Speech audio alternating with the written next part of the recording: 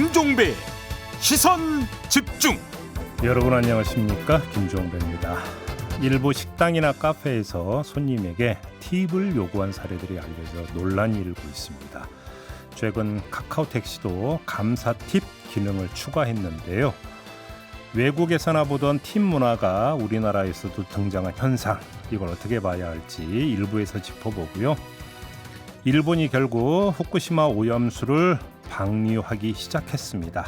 당장 안전을 걱정하는 사람들이 늘고 있지만 우리 정부는 가짜 뉴스와 선동이 국민들을 불안하게 한다면서 정부를 믿어달라 이렇게 강조를 했는데요.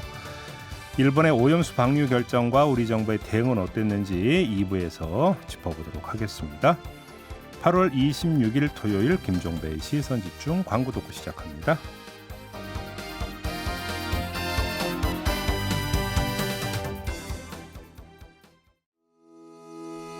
시선 집중은 촌철님들의 다양한 목소리를 기다립니다. 짧은 건 50원, 긴 건 100원인 문자메시지 샵 8001번, 스마트 라디오 미니와 유튜브 라이브로도 시선 집중과 함께하실 수 있습니다. 믿고 듣는 진품 시사 김종배의 시선 집중. 아침을 깨우는 이슈들 같이 들으실래요? 사람 냄새 나는 우리들의 이야기 도닥 토담. 네, 토닥토담 함께하는 문화심리학자 한민 작가 소개하고요. 어서 오세요. 네, 안녕하십니까. 그리고 장윤미 변호사 모셨습니다. 어서 오세요. 네, 반갑습니다. 그리고 또 한 분 MC 장원을 소개해드려야 되는데요. 오늘 MC 장원의 개인 사정으로 오늘은 함께하지를 않고요. 두 분과 함께 이야기 나눠보도록 하겠습니다. 자, 오늘도 주제와 관련된 오디오 듣고 이야기 시작하겠습니다. 줄 서는 맛집으로 유명한 베이글 전문점에 팁을 담는 유리병인 팁박스가 놓여 있었다는 목격담이 한 온라인 커뮤니티에 올라왔는데요. 글쓴이는 손님과 직원이 만나는 건 계산할 때와 제품 고를 때뿐인데 팁을 내야 할 정도의 서비스가 있는지 모르겠다고 적었습니다. 앞서 카카오 모빌리티의 택시 호출 서비스 카카오티도 소비자 자율 선택 사항을 전제로 팁 주기 시범 서비스를 시작했죠. 한 설문조사에선 10명 중 7명 걸로 반대한다는 이들이 더 많았는데요. 글쓴이는 이런 팁 문화는 도대체 왜 들여오는 거냐고 불만을 터뜨렸습니다. 네, 외국 영화 보면 호텔 투숙할 때 네. 이제 집 날라다 주면 집 한 장 주고 뭐 이런 거 영화로는 많이 봤는데 우리나라에서 팁 준다는 건 저희 거의 경험해 본 적이 없는데 두 분 혹시 팁을 줘보신 적이 있습니까? 왜냐하면 이제 일식당 좀 좋은 데를 가면 예, 또 주방장이 직접 갖고 직접 와가지고 오시고 예, 또 굉장히 그 길이가 높은 모자를 쓰고 오셔서 이거 뭐 특수 부위니까 한번 드셔보고 딱 한 점씩 주고 맞다. 오마카세. 예. 예, 그러면 또 이렇게 술잔에 또 막 이렇게 팁을 감아서 막 드리는 분도 있고 또 현금이 없는데 뭐 5만 원짜리가 또 5만 원짜리밖에 없었던 거예요. 저희가 어떤 선배랑 밥을 먹는데 예, 하필이면 네, 거슬러 달라고 그래야 되나? 그러니까 그 요리사 분도 죄송한지 그러니까 초밥을 좀 싸주셨던 기억이 있어서 그 정도 약간 반강제적인 네. 일식집 맞아요. 예. 네. 우리 한민 작가님. 저는 국내에서는 없고요. 네. 잠깐 미국에 있었을 때 이제 좀 경험이 있었는데, 미국은 일반적이에요, 팁 문화가? 예, 그러니까 그 직종상 팁으로 살아가야 되는 직종이 있습니다. 그러니까 그에서 카페다 치면 네네. 카페 사장님, 카페 알바나 직원한테 거의 월급을 거의 안 주고 팁으로 살아가는 겁니까? 예, 제가 한번 찾아봤는데요. 그 최저 시급이 그 팁을 받는 업종은 최저 시급이 시간당 2.13달러라고 합니다. 우리 돈으로 3,000원이 안 되는 거죠. 시급이. 나머지는 팁으로 받아서 네가 알아서 먹고 살아라. 예. 아니 그런 문화가 왜 생겼을까요, 도대체?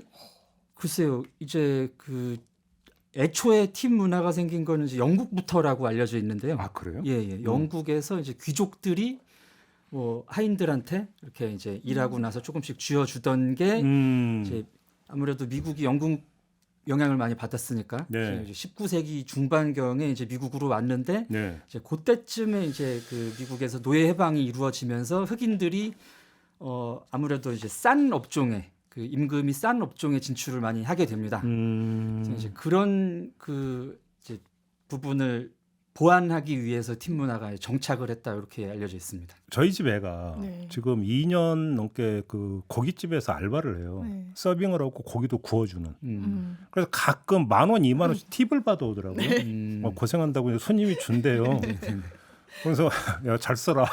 아껴 써라. 예.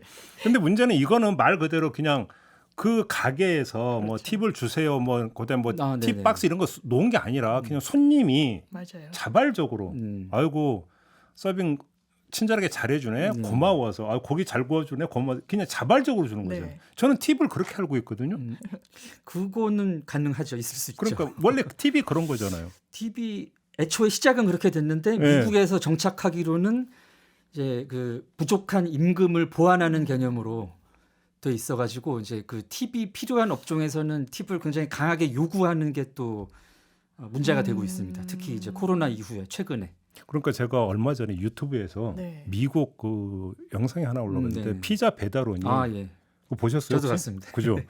아주 그 삐까번쩍한 집에 피자를 배달하는데 뭐 팁을 얼마나 주는데 뭐 이렇게 비싼 집 살면서 팁을 이거밖에 안 주냐? 예. 제가 그거를 자세하게 봤는데 아 봤어요?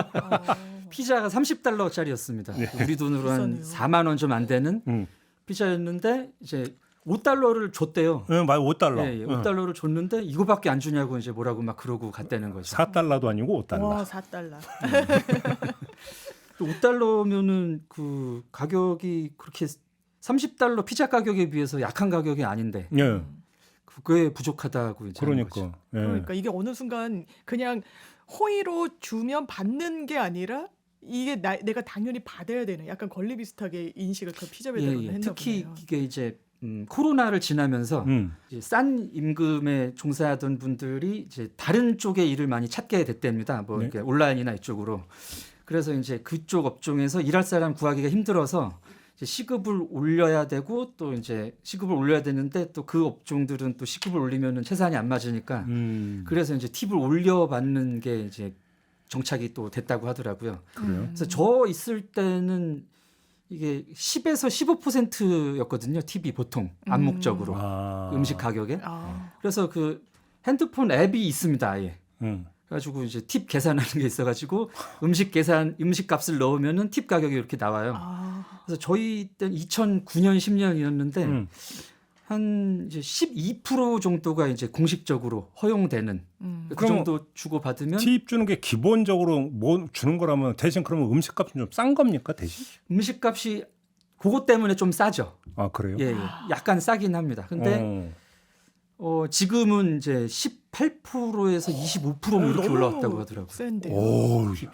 음식값의 25%까지 팁으로 준다. 뭐 10,000원짜리 먹으면 한 13,000원 돼야 되는. 그러니까 우리가 요즘 보면 이제 배달 음식 오면 배보다 그렇죠. 배꼽이 더 크다고 음식값보다 배달료가 더 든다. 네, 네. 요즘 내려갔다고 하던데 그럼 비스무리한 현상이라고도 볼 수 그렇죠. 있는. 예. 우리도 그 코로나 지나면서 이제 배달료 문제가 이렇게 됐는데. 그렇죠. 야 그러면 그 팁 문화라는 게 미국 같은 경우는 호텔, 네. 음식점 예. 다른 데서도 이런 게 좀 나타나는 건가요? 사이트가 있더라고요. 이제 미국에서도 워낙에 헷갈리니까 그래가지고 뭐 아 팁을 줄 수 있는 예, 데와 예, 예. 안 줘도 아, 되는데 그럼 예. 미국 현지인들도 헷갈려 하나 보네요. 헷갈려하고 어. 이제 요구가 워낙에 천차만별이니까 불만이 굉장히 많습니다. 아, 그래서. 그렇구나. 아, 저는 신혼여행을 갔을 때 이제 인도네시아 발리로 갔었거든요. 근데 팁을 둬야 된다라고 하는 거예요. 호텔을 이제 며칠을 이용을 아, 하니까. 예. 그럼 침대에 두고 갔는데 좀 그래도 신혼여행이고 하니까 금액은 정확히 생각이 안 나는데 조금 더 원래 평균치보다 높은 금액을 뒀던 것 같아요. 그러니까 들어왔더니 왜 수건으로 학 같은 거 접는 거 있잖아요. 막 이렇게 예, 카드 예. 뭐 아임 수잔나 뭐 이런 예. 걸로 해서 뭐 너무 고맙다. 그래서 그걸 아직도 저희가 갖고 있는데 그 카드도 막 이렇게 귀여운 토끼 모양으로 접어서 주고 그래서 서비스가 이런 걸 또 반대급부로 받는 건가 이런 생각을 했던 적이 있습니다. 관광지에도 이제 호텔 같은 데는 그런 게 있죠. 저희도 이제 $1 이렇게 베개 밑에 넣어놓고 나오고. 그렇죠. 그러니까 결국은 미국 같은 경우는 부족한 임금의 보전분. 네네. 그냥 이렇게 이해를 하면 되는 거잖아요. 예. 그러니까 그러면 우리가 여기서 지금 두 가지 범주를 나눈 거죠. 하나는 그냥 친절을 베풀어줘서 감사하는 마음에 자발적으로 그냥 주는 것, 팁. 내지 그다음에 임금 보전 차원에서 대신 어떤 뭐 그 대가가 되는 네. 재원이나 이런 것들이 상대적으로 좀 약간 싸다. 네. 근데 그런 게 아니라 별로 친절하지도 않고 싸지도 않은데 팁을 줘야 되는 이렇게 돼버리 이건 좀 소비자 입장에서 좀 아니지 않습니까? 그 말이 안 되죠. 네. 아니 택시가 좀 그런 것 같아요. 택시 요금 오른 지 얼마 안 됐잖아요. 네. 그리고 요즘 앱으로 굉장히 많이 이제 콜택시 형식으로 해서 부르는데 거기에 뭐 자발성이라고 하고 있긴 하지만 팁을 사실상 내도록 하나의 장치까지 가져간다라고 하는 거에 그래서 많은 분들이 좀 반대한다. 이거 왜 이런 걸 만들었냐라는 목소리를 내는 것 같고요. 실제로 관련해서 규정들이 있습니다. 이 택시 운송 사업 발전에 관한 법률에는요. 부당한 요금은 청구할 수 없도록 돼 있어요. 근데 팁이 부당한 요금으로 법적 판단을 받진 않을 거예요. 다만 어떤 택시 기사분이 외국인을 태웠을 때 전체 금액의 한 80% 정도 되는 걸 우리 팁으로 내가 받아야 된다라고 해서 받아서 이거 부당 요금을 청구한 거다라고 해서 문제가 됐던 사례가 있기는 해요. 그리고 약간 업종별로 다르긴 한데 택시는 그러니까 좀 추상적으로 어떤 부당한 요금을 청구해서는 안 된다라고 돼 있는 형태지만 식당은 비교적 상세하게 돼 있습니다. 식품위생법 시행 규칙을 보면요. 네. 가격표에 있는 대로 받아야 된다라고 돼 있어요. 더 받으면 안 된다. 예. 근데 그렇다고 팁을 주는 것 자체가 불법은 아니고 팁을 강제로 달라고 하는 건 불법이라고 볼 수 있는 거죠. 요구는 못 한다. 네네. 그러면 그 팁 박스를 갖다 놓은 건 요구로 봐야 되는 겁니까? 이건 자발성. 그러니까 만약에 정말 거기에 10,000원이든 5,000원이든 낸다라고 하면 법적으로 이걸 증여라고 볼 겁니다. 본인의 의사에 기해서 무상으로 이 돈을 주겠다. 서비스가 만족스러웠던 뭐 어떤 다른 이유든 간에 내가 이 돈을 당신 업체에 주겠다는 뜻으로 평가를 받게 될 겁니다. 아니 근데 팁 박스를 갖다 놓지 않았으면 팁을 줄 생각도 안 하고 안 줘도 되고 나올 때 뒤통수가 안 따가워도 되는 거잖아요. 예, 그러네요. 네. 그게 이제 행동경제학의 넛지라는 개념이 있지 않습니까? 그래서 뭐 아주 별거 아니고 그냥 잠깐 신경 쓰이는 건데 그게 이제 어떤 이익을 창출하는 효과인데 이런 그 아무리 뭐 별점 5개 뭐 이런 경우에 감사 팁 창이 뜬다고 해도 소비자들 입장에서는 뜨면은 아무래도 한 번 더 쳐다보게 되고 쳐다보면은 줄까 말까 고민하게 되고 그러다 보면은 뭐 조사에서도 10명 중에 한 2-3분 정도는 찬성을 하고 있는데 그분들이 주게 되면은 결국 어느 쪽에서는 이익이 분명히 발생을 하게 되는 거죠. 팁 문화가 저는 한국에는 정착해 있다는 생각은 들지 않아요. 왜냐하면 다 부가세까지 포함해가지고 비용 적정이 돼 있는 거고 이 비용을 책정할 때는 이게 요식업이든 운송업이든 뭔가 서비스의 질도 다 반영해서 택시도 모범 택시 다루고 다 무슨 택시 다루고 이런 거 아니겠습니까? 모범 택시는 또 굉장히 뭐 그 택시 자체도 규모가 크고 또 편안하고 안락하게 갈 수 있는 이런 게 다 녹아져 있는데 거기에 플러스 알파를 만약에 팁 명목으로 달라고 한다면 그게 무슨 명목인지 합리적인 설득이 있어야 되는데 그거는 좀 부재하는 것 같습니다. 그러니까 택시가 요즘 이제 그 카드 결제가 워낙 일반화되어 있기 때문에 저도 이제 현찰 안 들고 다니거든요. 네네. 근데 이제 과거 택시비 같은 거 이제 그 요금을 내는데 맞아요. 그러니까 7,000 얼마가 나오는데 10,000원짜리 좀 다 됐어요. 놔주세요. 그런 적이 이런 있죠. 예. 사실 이게 팁이잖아요. 어찌 네네. 본다면. 예. 근데 요즘은 카드 결제가 일반화되다 보니까 요 어떤 뭔가 이 그 빈 구멍 이걸 메우는 차원이라고 이해를 해야 될지는 잘 모르겠습니다만 아무튼 팁 문화에 대해서 저희가 좀 이제 사회적인 측면에서 별도 점검을 해야 될 게 2가지가 있는 건데 첫째 이것이 결국은 고용주 입장에서 팁을 어떤 뭐냐 핑계 삼아서 임금을 안 올려주거나 임금을 후려치거나 하는 악용 사례로 그러니까 이게 그 나타날 경우에 이게 문제가 되는 거 아니겠습니까? 그럴 수 있죠. 응? 나는 기본적으로 얼마만 줄 테니까 나머지는 네가 알아서 먹고 팁을 받아서 먹고 살아. 이게 미국 비슷하게 되는 건데 이게 그렇다고 해서 우리나라에서 팁 문화가 일반화되어 있지도 않은 상태에서 그렇게 돼버리면 이건 임금 착취로 가는 거잖아요. 미국 결과적으로. 같은 경우에 최저임금을 보전해주는 어떤 그런 성격으로 팁 문화가 정착했다라고 하면 그걸 한국으로 그대로 차용해서 쓸 수는 없는 겁니다. 왜냐하면 최저임금이란 게 일단 너무 낮게 책정되는 건 문제지만 그것을 주지 않으려고 고객에게 그 책임을 사실상 전가하는 형태는 허용될 수도 없는 거고요. 그 방향이 바람직해 보이지도 않고 저희 이건 뭐 변호사 사무실에서도 이제 저희 직원분들이 계세요. 그러면 이제 고객 응대를 하고 이럴 때 어르신분들은 뭐 수고하는데 뭐 내 사건 뭐 좀 챙겨주고 이러는데 좀 비용을 좀 주고 싶다. 그래서 막 한 5만 원, 뭐 3만 원 이렇게 주시는 분들이 계시는데 그러면 그걸 철저하게 그러시지 말라고 얘기를 하는데 제가 뭐 이를테면 직원에게 급여도 뭐 넉넉하게 주지 못하고 이러면 그래 받아라 뭐 감사하다라고 하라 뭐 이런 또 맥락도 이해가 되는 측면이 있는 것 같습니다. 문화적으로 인정될 수 있는 영역이 있고 되지 말아야 되는 영역이 분명히 있는 것 같습니다.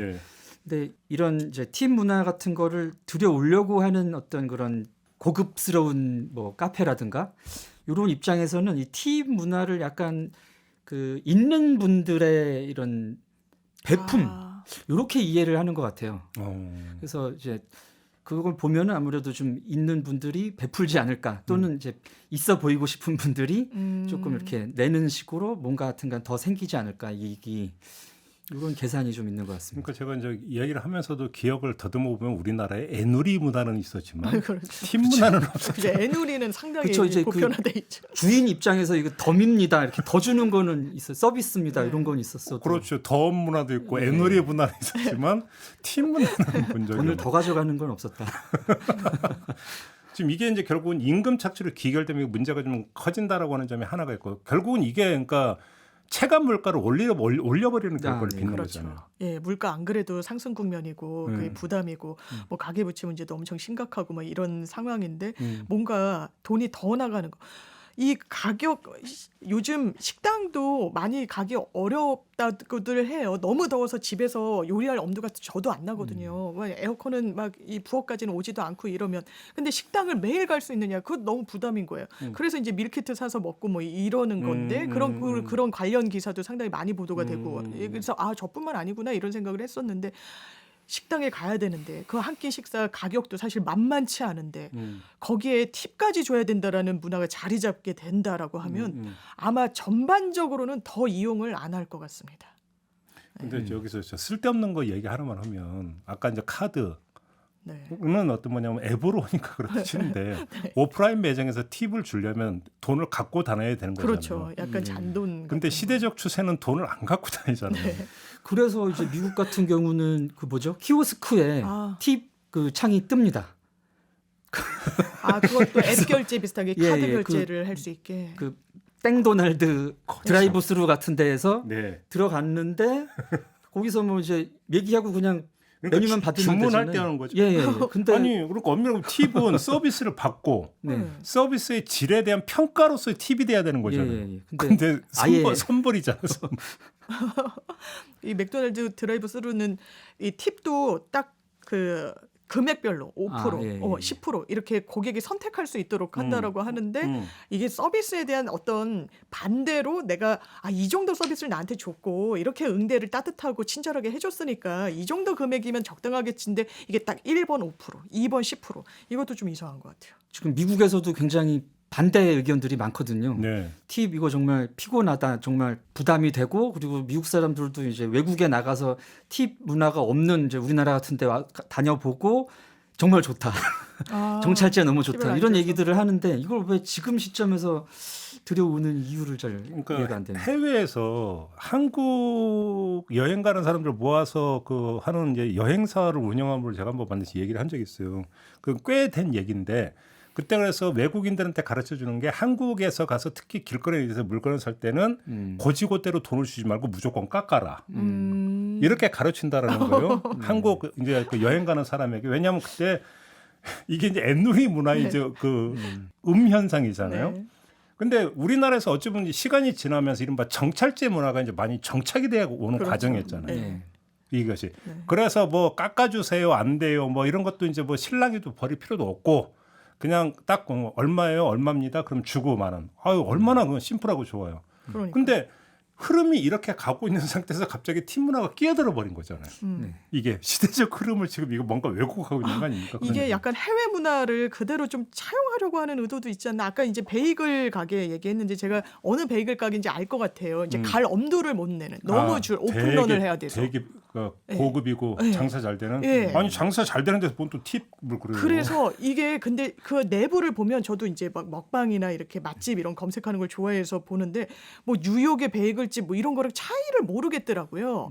그러면 거의 이제 지향하는 바가 뭐 인테리어나 그 문화나 뭐 이런 고객 응대의 매뉴얼이나 이런데 팀 문화도 그럼 우리 한번 가져와 보자 뭐 이런 생각이 있지 혹시 않았을까? 택시 그거 말고 그런 베이글 가게 있는 데는 우리가 과시 소비라는 게 있잖아요. 네네네. 있죠. 정반대로 이제 과시 판매라고 해서 우리 매장은 이런 데야. 그런 것도 있는 것 같습니다. 아마 혹시 이런 어떤 그 이미지를 심어주기 위해서 그러는 거 아닐까요, 혹시? 예. 그런 컨셉이 요새 좀 나오는 것 같아요. 우리는 되게 고급이야. 예. 그러니까 돈 없고 이런 사람 아예 들어오지를 마. 예. 그죠? 그러니까 뭐 서민 출입금 이렇게 써붙일 수는 없으니까 이런 식으로 하면서 고급화를 어떤 자꾸 이미지를 그런 각인시키려고 것 팁을 같아요. 이용하는. 우리는 문화도 뉴욕식이야. 심지어는 팁을 달라고 하는 그 문구도 영어로 써져 있다라고 아 합니다. 그럼 더더군다나 이런 의심을 안 할 수가 없죠. 굉장히 의구심이 짙어지는데요. 못 읽는데. 못 읽어서 못 주겠네요. 그러니까 참 가뜩이나 지금 다 오르는데 월급만 안 오고 있는데 무슨 팁이 갑자기 이렇게 나오니까. 아무튼 우리한테는 참 생경하다, 네. 낯설다, 별로 안 반갑다, 싫다. 정착이 아마 못하지 않을까 싶습니다. 정착되면 안 된다. 네네. 이렇게 결론을 내릴까요? 네. 알겠습니다. 이렇게 결론을 내리고 잠시 전하는 말씀 듣고 두 번째 주제로 넘어가겠습니다.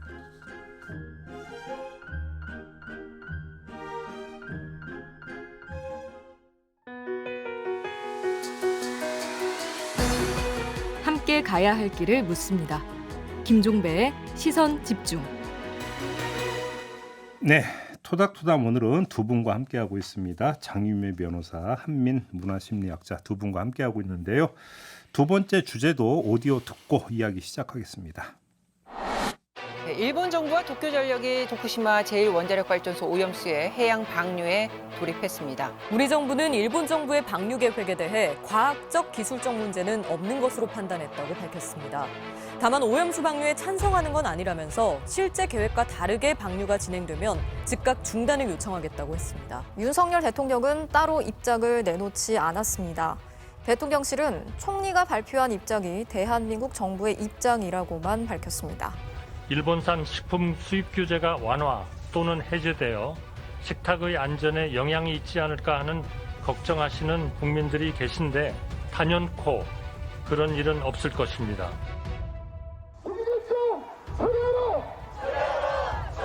방류를 하다 보면 사람들이 찝찝해하니까 저희가 이제 예전에 작업에는 냉동으로 지금 이제 판매를 하려고 하고 있고요. 위축된 우리 수산물의 소비를 활성화하기 위해 예산 640억 원을 신속하게 집행하고 수산업계를 위한 자금 지원과 대출을 더 늘리겠다고 약속했습니다. 한 총리는 마지막으로 국민을 가장 크게 위협하는 것은 가짜뉴스와 허위 선동이라며 국민들께 정부와 과학을 믿어달라고 당부했습니다.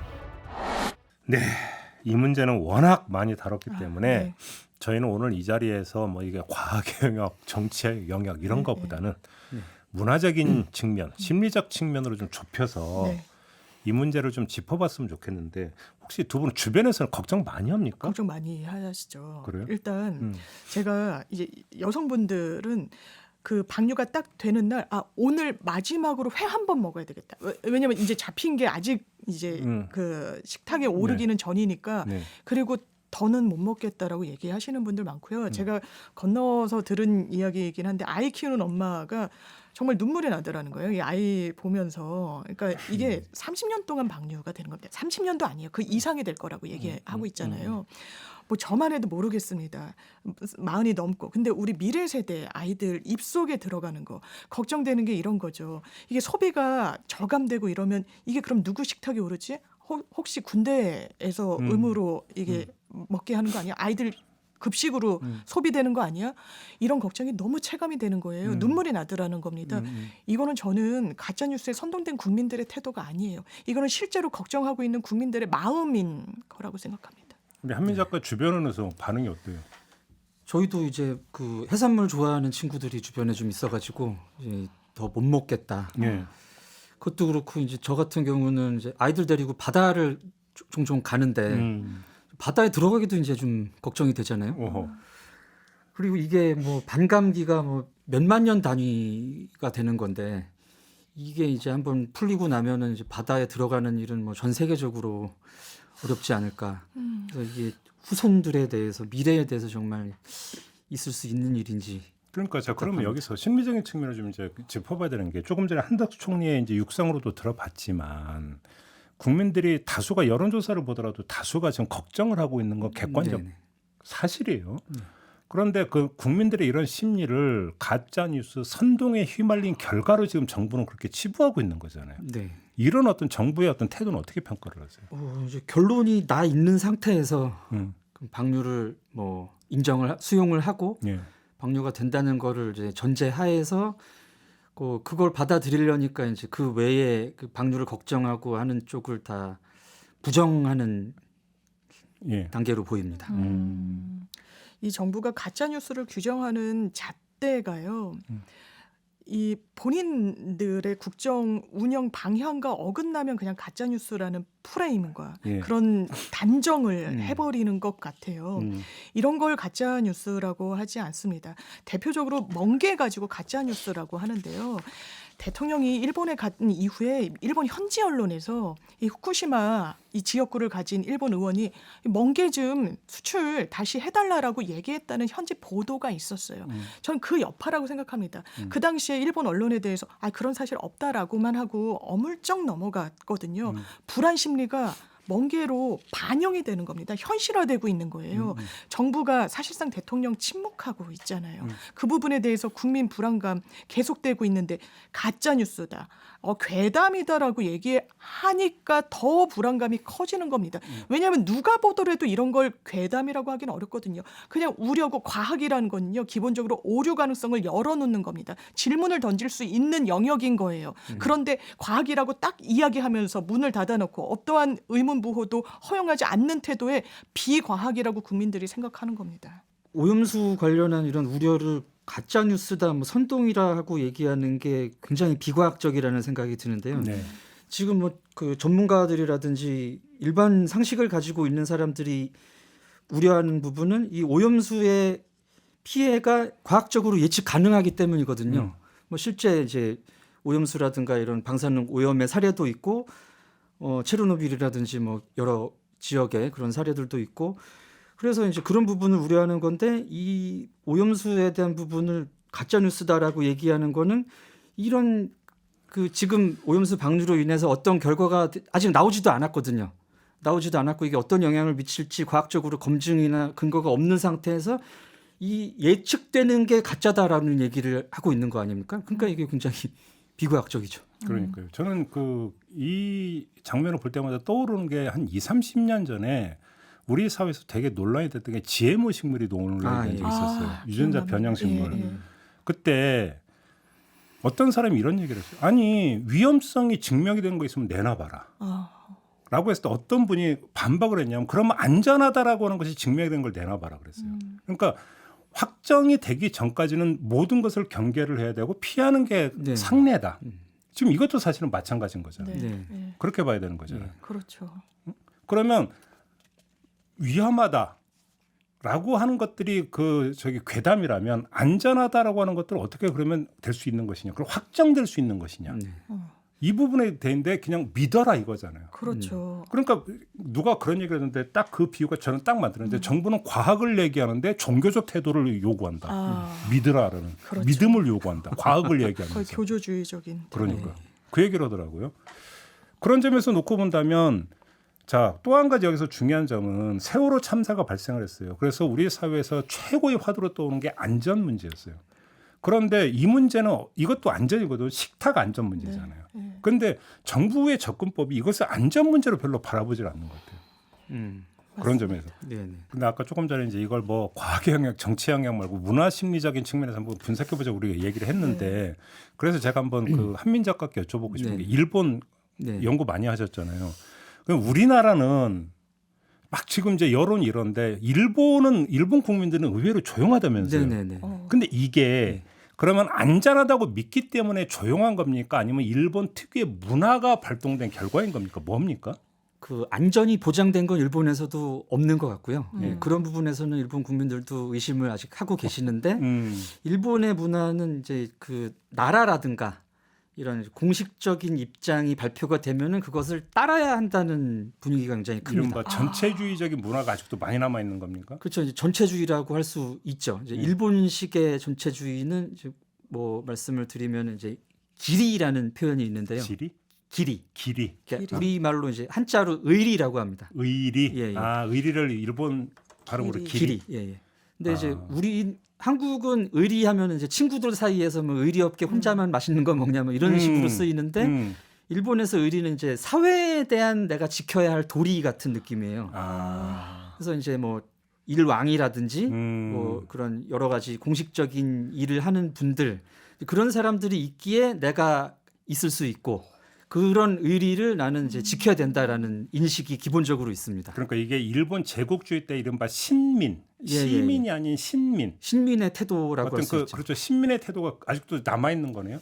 예. 그래서 뭐 의심되는 부분은 있지만 나라가 이렇게 결정을 하고 했으니까는 뭐 따를 수밖에 없지 않느냐, 이런 분위기인 것 같습니다. 왜냐면 제가 최근에 일본 시민 현지 인터뷰 네네. 내용을 봤는데 똑같은 워딩이에요. 저 이 후쿠시마 오염수 뭐 위험한 것 같고 뭔가 석연치 않지만 나라에서 안전하다고 하니까 일단 뭐 믿어봐야죠. 뭐 이런 취지더라고요. 한 주부 일본 분의 인터뷰 내용이었는데 그 같이 맥락이 상통하네요. 그러니까 제가 질문드렸던 취지는 사실은 일본 국민처럼 수산물 좋아하는 국민들이 없잖아요. 엄청 먹잖아요. 그런데 지금 다른 나라도 자기 나라에서 오염수를 자기 해역에 버리는데 그러면 가장 먼저 영향을 미치는 게 자기 나라 해역이잖아요. 근데 상대적으로 조용해서 도대체 저걸 어떻게 이해를 해야 되나 싶어갖고 어찌 본다면 가장 먼저 걱정과 우려를 표명해야 되는 게 일본 국민들인 것 같은데 아니어가지고 근데 이걸 또 우리나라는 역으로 아니 일본 국민들도 가만히 있는데 왜 당신들이 난리냐 이렇게 가니까 지금 그게 또 하나의 논리로 작용하고 있으니까. 그러니까요.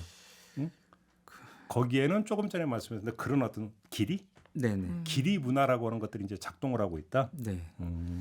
그래서 그거를 보고 그 한국 뭐 정치인들이라든지 뭐 이제 여론을 주도하시는 분이 됐든 누가 됐든 일본 사람들이 그런 걸 보고 우리도 저래야 된다라고 얘기하시는 거는 굉장히 문제가 있습니다. 그러네요. 그게 건강한 건 아닌 거예요. 한국 사람들의 그 문화적 태도는 전혀 다르니까요. 그러면 일본 정치에서 자민당이 수십 년 거의 일당 독재 비슷하게 계속하고 이런 것도 거기서 비롯되는 부분이 있습니까? 그렇죠. 그러니까 그 좀 다른 표현으로 하면은 일본 사람들은 이제 그 자기가 주어진 일이 있다고 생각합니다. 주어진 일, 정해진 자리. 그래가지고 뭐 정치인들에게는 정치라는 게 그들의 주어진 일이고 주어진 자리인 거죠. 그리고 나는 그냥 생업을 하는 사람일 뿐입니다. 뭐 공무원이면 공무원, 선생님이면 선생님, 사업가면 사업가. 그래서 내 일을 하면 되는 거지 정치인의 영역에는 참견할 필요가 없다라고 생각을 해요. 그러니까 그 선거에서 되게 이런 생각을 하는 거죠. 저 사람들이 정치하는 집안이었고 자민당이 계속 해왔으니까 저 사람을 뽑는 거다. 선거가 그런 절차에 가깝습니다. 그렇죠. 일본은. 자민당 일당 독재는 아니고 일당 지배. 그렇죠. 수십 년 일당 지배.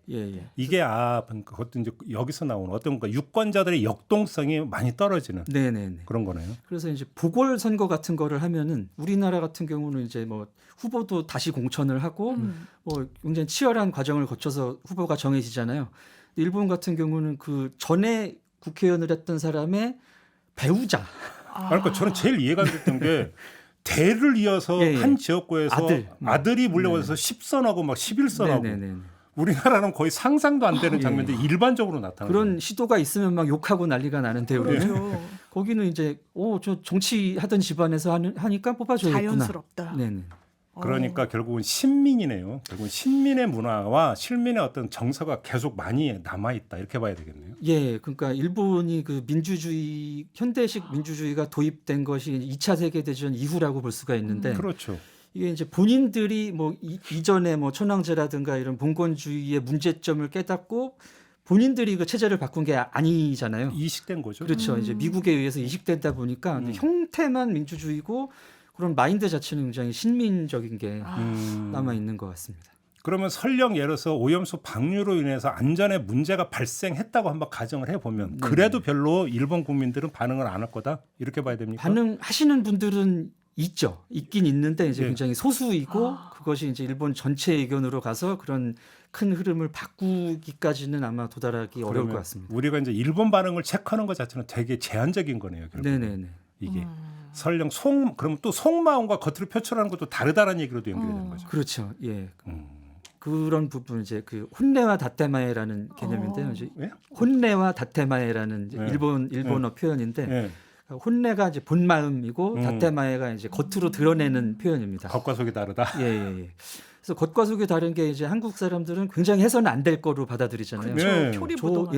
위선적인 걸로. 근데 일본은 겉과 속을 다르게 하는 게 오히려 당연하죠. 예의에 바른 거다. 예의 차원에서. 참, 진짜로 대안에 건너서 있는 두 나라인데 너무 달라요. 너무 다르네요. 그래서 그냥 우리랑 비슷하겠지라는 생각으로 바라보는 게 제일 위험합니다, 일본은. 그렇죠. 같은 유교 문화권이니까 비슷하겠지라고 네네. 생각하면 될 거 엄청 큰 착각이다. 가만히 있는 게 안전해서 가만히 있는 게 아니다. 네. 이렇게 요약할 수 있겠네요. 그렇죠. 아무튼 이렇게 가버리면 결국은 지금 이제 시작인 거잖아요. 그렇죠. 다시 우리나라로 돌아와서 이제 이게 앞으로 이제 어떻게 전개가 될 것인가 이게 보는데 아주 직접적인 타결받는 게 어민들, 네. 그다음에 상인들이잖아요. 그렇죠. 예. 사실 이분들은 되게 억울한 피해자잖아요. 네. 가만히 앉아서 지금 당하고 있는 예, 거잖아요. 예. 속수무책으로 어떻게 해야 되는 겁니까 이거를? 그러니까 안전하니까 먹으세요라고 할 수도 캠핑할 수 없는 거고 어떻게 해야 되는 겁니까? 그러니까 안전하니까 먹으라고 하는 게 정부 입장이고 제가 홍보 영상도 봤는데요. 이렇게 얘기하더라고요. 국내 최고 전문가들이 얘기하는 이 후쿠시마 오염수의 진실인가 뭐 이래요. 이 제목이. 대통령실에서 제작했던 예. 그 영상. 그런데 거기에 막 과학자, 교수, 뭐 여러 뭐 고위 공직자들이 나와서 이거 괜찮아. 계란에도 있고 커피에도 있고 공기 중에도 있어. 그러니까 먹으라는 거예요. 그냥 일상에서 그냥 먹으면 된다라고 하는데 저는 이게 5분 남짓한 영상인데 끝까지 잘 못 보겠더라고요. 그리고 거기에 달렸던 댓글들 이게 1,600만 회 이상의 많은 분들이 보셨다고 하는데 이런 댓글이 있었어요. 물론 그러니까 일본 정부를 왜 대한민국이 대변하냐라는 것도 있었지만 요즘은 일본 사람이 한국말도 잘하네 라는 댓글이 있었어요. 그래서 제가 대단히 기발하다는 생각은 좀 해봤는데 이게 정말 저희의 심정인 것 같아요. 심리 지금. 그런데 그 정부에서 제작한 영상이 1,600만 회가 넘을 수가 있나요? 저희가 그래서 어제 이제 언중 유튜브 연장방송 언중 요구를 해서 그 얘기를 잠깐 봤는데 여기 이제 문화체육부에서 쓴 홍보에서는 10억이래요. 이 한 영상에 대해서. 예. 그러니까 이제 결국은 이게 이제 어떤 홍보, 광고의 어떤 결과물 아니냐. 뭐 현재는 물론 추정이긴 합니다만 그런 이야기가 좀 나온다고 하더라고요. 아무튼 근데 여기에 영상 직접 제작비만 3천 몇백만 원이고 문화체육관광부가 집행한 10억까지 하면은 이 돈이 정부가 근데 그러니까 정부도 대통령실이 이 영상을 만든 걸 어떻게 평가하세요, 두 분? 저는 정말 왜 이런 걸 하는지 모르겠어요. 왜냐하면 명시적으로 얘기하잖아요. 뭐 찬성하는 거 아니라고 하잖아요. 윤석열 정부는 후쿠시마 오염수 방류에 대해서 찬성한 적 없다, 찬성하지 않는다. 그 영상은요. 찬성을 넘어서 거의 뭐 지원하는 수준이에요. 먹어라, 괜찮다, 안전하다, 괴담이다. 이건 과학이다라고 얘기하고 있는 거예요. 그런데 어떻게 찬성하지 않는다라고 얘기를 하는지. 그리고 국제사회가 우려하고 있어요. 얼마 전에 G7에서 일본 이 뭐 경제성 장관인가요? 이 경제부처 장관이 일본이 투명하게 이 방류하는 이 프로세스를 가져가는 거에 대해서 국제사회에서도 그 부분을 치하하고 있다. 이런 취지로 얘기하니까요. 독일 환경부 장관이 면전에서 그렇지 않다라고 얘기했어요. 우려하고 있다라고 얘기했습니다. 그게 상식인 거죠. 저는 대한민국 제일 인접한 국가예요. 그러니까 그린피스에서도 일본의 무책임함, 한국의 방조가 낳은 참사라는 취지로 얘기하는 거 아니겠습니까? 그런데 이걸 홍보를 하고 있다니요. 이건 정말 국민들이 용납하기 어려운 행태입니다. 이게 굉장히 그 국제적이고 외교적인 문제고 또 환경에 영구적인 영향을 미치는 문제이기 때문에 언젠가는 이제 일본에 대한 책임을 국제사회가 물을 수밖에 없는 문제인 것 같습니다. 근데 거기에 지금 일본 편을 들므로써 이 책임을 우리가 나눠줘야 되는 상황이 되는 거죠. 이게 저는 가장 큰 문제인 것 같습니다. 지금 명분도 잃고 실리도 잃은 상태인데 이제 민심까지 잃고 있는 거죠. 그러니까 여기서 소통의 측면 한번 여쭤보고 싶은 게 대통령의 헌법상 의무 중에 하나는 국민의 안전을 지키는 겁니다. 그리고 이 문제는 국민들의 식탁 안전과 직결되는 문제예요. 그렇게 된다면 이것은 헌법상 대통령의 의무사항에 해당이 되는 사안이에요. 그런데 여기서 그러면 정부가 어떤 정책, 어떤 조치를 내렸느냐 이 얘기를 하는 게 아니라 이 문제와 관련해서 대통령은 어떤 소통의 자세를 보여야 되고 어떻게 소통해야 되는가라는 문제가 제기가 되잖아요. 근데 이런 방법 말이 없잖아요. 이건 어떻게 평가를 하세요? 책임을 지기 싫다 약간 이런 뉘앙스 같기도 하고요. 아니 안전하다면서요. 안전한데 책임을 뭐 지네만에 걱정할 것도 없는 거잖아요. 그러면. 예, 근데 정부의 그 워딩을 보면은 방류 계획에 문제가 없지만 방류를 찬성하는 것은 아니다. 이런 약간 유체 이탈 화법 같은 거를 했단 말이죠. 예. 그래서 이게 방류 계획에 문제가 없다라는 거는 일본 편을 드는 거고 방류에 찬성하는 건 아니다라는 거는 약간 국민 눈치를 본다는 저는 느낌을 받았는데 그렇기 때문에 지금 이제 대통령실이나 대통령께서는 이제 언급이 없는 게 아닌가. 이런 이제 두 쪽의 책임을 다 회피하기 위해서 그렇게 보여집니다. 저는 이 이슈를 윤석열 대통령이 감당할 수가 없는 것 같아요. 왜냐하면 대통령이 직접적으로 아주 선명하게 메시지를 내는 이슈들이 있습니다. 이를테면 킬러 문항 이런 거예요. 사교육 이권 카르텔 굉장히 경로해가지고 거의 실시간으로 대통령 워딩이 막 언론에 보도가 됐었죠. LH 이권 카르텔, 무량판 이런 부분에 대해서도 대단히 선명합니다. 비교적 마이너한 이슈들이에요. 대통령 입에 담기에는요. 정말 대통령이 국민과 소통하고 설명하고 이해를 구하고 양해를 받아야 되는 이슈는 이런 거죠.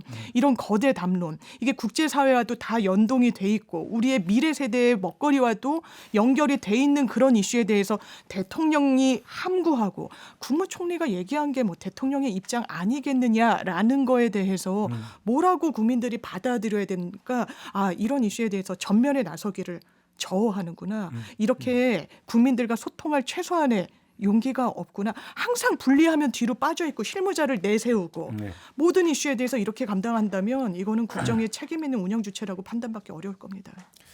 그러니까 저는 계속 그걸 비교를 하게 되는데 미국산 쇠고기 수입 문제가 불거져 가지고 촛불 시위가 발생을 했어요. 근데 이때 이명박 정부에서도 괴담이라고 그랬어요. 맞습니다. 광우병 이렇게 가는 거 아니고 안전하다고 계속 주장을 했어요. 괴담이도 똑같은 얘기를 했어요. 그러니까 똑같이 먹거리에 대한 안전 문제였어요. 그리고 그때 이명박 정부나 지금의 윤석열 정부나 똑같이 괴담이라고 주장을 하고 있어요. 근데 결정적으로 다른 점이 하나 있어요. 그게 뭔지 아세요? 뭡니까? 이명박 정부는 나중에 괴담이라고 하면서도 안전하다고 주장을 하면서도 국민이 들고 일어나니까 미국하고 재협상을 해서 맞아요. 30개월. 한정을 했잖아요. 다시 말해서 정부가 노력하고 있다라고 하는 것들을 최소한으로도 보여주는 이건 했다라는 거죠. 근데 지금 윤석열 정부는 하고 있느냐라는 거예요. 일본을 상대로. 맞습니다. 지금도 국민의힘은 이거 괴담이었다. 소고기 괴담이었기 때문에 지금까지도 안전하지 않냐. 그거 팩트가 아니에요. 말씀 주신 대로 그 당시에 한국은 어떤 원령 제한 없이 수입하기로 했는데 다른 국가들 그러지 않았거든요. 그 기준에 맞춰서 다시 재협상이 있었던 겁니다. 최소한 이명박 전 대통령은요. 촛불 시위가 있었을 때 청와대에서 내려다 보이잖아요. 뭐 눈물을 흘렸다 뭐 이렇게 최소한의 어떤 이야기는 했었어요. 네, 아침 이슬 눈물이 났다라고.